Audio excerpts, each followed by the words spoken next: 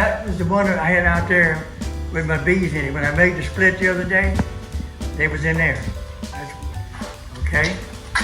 I've been kind of under the weather, I've been playing. This is all honey keeps here. This is what I do when I don't feel like doing anything else. I come in here and I make my little honey keeps. I still got to put the wax in them, the foundation. What are honey keeps? That's where the bees make the honey. The nuke was out here. That's all I had. I did not have that brood box. I'll show you which one. This is a brand new brood box right here. I did not have it. What it is, that nuke was here. This is the original bees. Right there. Alright.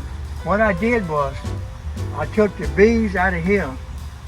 I put a bunch of trays in here and some of that little nuke that was right there. This is 5 or 6 weeks ago. Okay, in the meanwhile, I made the brood box. So I came out last week. I pulled the cap. They got a queen. I stripped this one down. There's a queen. I stripped the nuke down. There's a queen.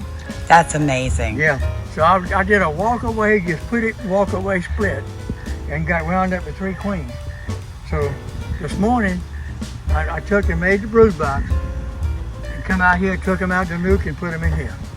Now, this, the bottom tray, is made out of the basketball goal, backstop. This one's made out of aluminum. This one is made out of the back of an old big screen television, the old plastic back right there. It makes a good, solid foundation for the entrance and out. Recycle, upcycle, repurpose. But my bees are doing great.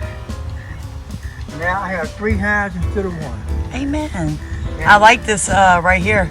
Yeah, I just set that up. I'm still working on it, but I got it going. Did any of those plants I send you make it? Oh, that's him right here.